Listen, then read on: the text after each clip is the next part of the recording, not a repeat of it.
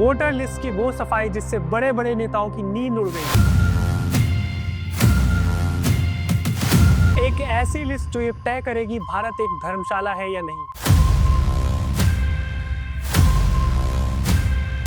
JMB और AQIS जैसे बांग्लादेशी आतंकी संगठन कैसे फेक आईडीज को आतंक का नया हथियार बना रहे। एंटी-CAA प्रोटेस्ट हो या नूह में हुए कम्युनल वायलेंस, क्यों सारी कड़ियां इनसे ही जुड़ रही हैं।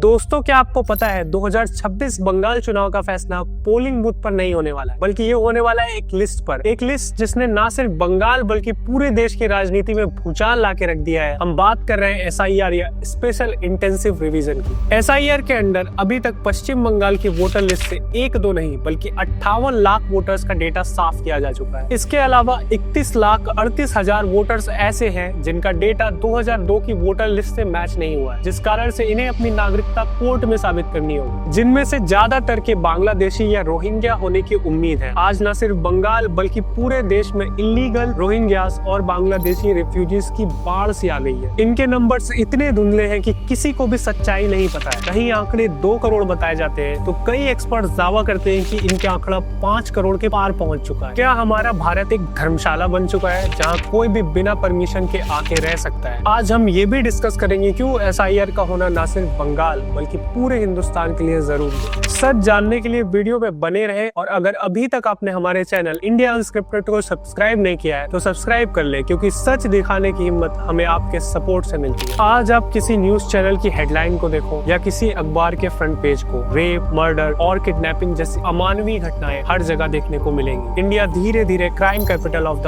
वर्ल्ड बनता जा रहा है। लेकिन क्या आपने सोचा है कि इन बढ़ते हुए क्राइम्स के पीछे का असली फेस क्या है? NCRB की रिपोर्ट और कई सिक्योरिटी एक्सपर्ट्स का मानना है इंडिया में फॉरेनर्स द्वारा किए जाने वाले क्राइम्स में बांग्लादेशी सिटीजन सबसे आगे है। सोचिए, जिस शख्स की कोई रियल आइडेंटिटी नहीं है उसे पकड़ना और सजा देना पुलिस के लिए कितना मुश्किल है। ये लोग नकली आधार और आईडीज के दम पर सिस्टम के लूप होल्स का फायदा उठा रहे हैं और क्राइम करके गायब हो जाते हैं। ये इलीगल इन्फिल्ट्रेशन भारत की सिक्योरिटी के लिए अब संगीन नासूर बन चुकी है। बंगाल के मुर्शिदाबाद में हुई हालिया हिंसा इसका एक उदाहरण है, जिसने सीमा पार से चल रही कट्टरपंथी विचारधारा की गंभीरता को सबके सामने लाकर रख दिया। STF की कार्रवाई में गिरफ्तार 2 JMB ऑपरेटिव्स स्थानीय युवाओं को देश के खिलाफ भड़काकर आतंकी गतिविधियों के लिए तैयार कर रहे हैं। रिपोर्ट्स के मुताबिक बांग्लादेश के टेरर ग्रुप्स जैसे JMB, जमातुल मुजाहिदीन बांग्लादेश और AQIS यानी अल कायदा इन इंडियन सबकॉन्टिनेंट भारत के स्लीपर सेल्स के साथ मिलकर बड़े हमलों की साजिश रच रहे हैं। कई बांग्लादेशी यूथ लीडर्स जैसे शरीफ उस्मान हादी, हसनत अब्दुल्ला और बांग्लादेशी संगठन सल्तनत बांग्ला खुलेआम भारत की 7 सिस्टर्स को काटकर बांग्लादेश में मिला लेने की बात करते हैं। इन्होंने तो बांग्लादेश के मैप में ऑलरेडी इंडिया की 7 सिस्टर्स बंगाल, बिहार, झारखंड को इंक्लूडेड दिखा दिया है। हाल ही में बांग्लादेश के हिंदू गारमेंट वर्कर दीपू चंद दास को ब्लास्फेमी के इल्जाम में न सिर्फ मार दिया गया बल्कि उसे मारने के बाद पेड़ से लटकाकर अल्लाहू अकबर के नारे लगाते हुए जिंदा जला दिया गया। सोचिए, जिस देश के लोगों की मेंटालिटी हमारी भारतीय संस्कृति को खराब करने और हिंदुओं को मिटाने की हो, अगर उस देश के लोग भारत में खुलेआम आ जा सकते हो तो ये इंडिया के लिए कितना खतरनाक है। हाल ही में कुछ बांग्लादेशी यूट्यूबर्स ने तो हद ही पार कर दी। उन्होंने भारत में इलीगली कैसे घुसना है इसके रास्ते तक दिखा दिए, जिसमें मिलियंस में व्यूज है। सिक्योरिटी ही नहीं, इन इलीगल इमिग्रेंट्स का पॉलिटिकल इन्फ्लुएंस भी बहुत ज्यादा है। जरा सोचिए, आप घंटों लाइन में लगकर चुनाव के टाइम पर वोट देते हो और आपके प्रदेश की सरकार आपके वोट से नहीं बल्कि इलीगल इमिग्रेंट्स के वोट से डिसाइड होती है। चौंकिए मत, ये भारत की नई ग्राउंड रियलिटी। वेस्ट बंगाल में TMC हो या दिल्ली में आम आदमी पार्टी या कांग्रेस,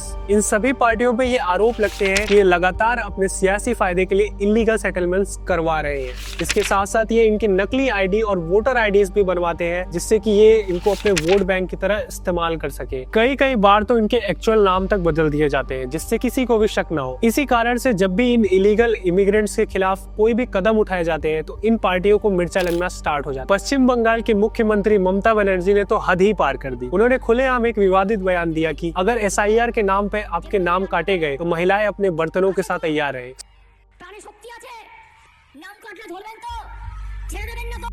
মেয়েরা সামনে লড়াই করবে আর ছেলেরা পেছনে থাকবে। আমি দেখতে চাই মা বললে শক্তি বড় না বিজেপি সবচেয়ে বড়। सोचिए एक चीफ मिनिस्टर जिसपे कानून बनाए रखने की जिम्मेदारी होती है, वो लोगों को उकसा रही है कि महिलाएं अपने बर्तन के साथ तैयार रहे। क्यों? ताकि उनका वोट बैंक सुरक्षित है। ये वही ममता दीदी है जो पहले भी ये बयान दे चुकी है कि जो लोग भी बांग्लादेश से आए हैं और वोट देते हैं वो इंडिया के सिटीजन्स हैं। যদি বাংলায় দরজা খটখটানি করে আমরা তাদের আশ্রয় নিশ্চয়ই দেব। सोचिए इन नेताओं के लिए ना देश के कानून कोई मायने रखता है और ना ही इलेक्शन कमीशन की एक्यूरेसी। इन्हें सिर्फ अपने वोट बैंक से प्यार है। बीते कई सालों में बांग्लादेशियों की वजह से इंडिया की डेमोग्राफी भी काफी तेजी से चेंज हो रही है। झारखंड जैसी स्टेट्स जहां महिलाओं के लिए 50% सीट्स आरक्षित है, वहां पे कई सरपंच और एमएलए के पति आपको बांग्लादेश के इलीगल इमिग्रेंट्स मिलेंगे। जबरदस्ती धर्मांतरण करके या शादी के माध्यम से जो बांग्लादेशी घुसपैठी है वो जमीन भी हड़प रहे हैं, वो उनके साथ शादी भी कर रहे हैं। मतलब झारखंड की सत्ता अब बांग्लादेशियों के हाथ में आ चुकी है। झारखंड का फॉर्मूला बड़ा ही सिंपल और खतरनाक है। आदिवासी महिलाओं को पकड़ो, उनका जबरन धर्म परिवर्तन कराओ, शादी करके उनकी जमीन हड़पो और फिर उन्हें ही चुनाव में खड़ा करा के उनके नाम पर सत्ता को कब्जा लो। आज क्या हो रहा है? बांग्लादेश का घुसपैठ हमारे यहाँ लगातार बढ़ रहा है। जो आदिवासी महिलाएं हैं उनके साथ बांग्लादेशी घुसपैठियां शादी कर रही है। हिंदू और मुसलमान का सवाल नहीं है।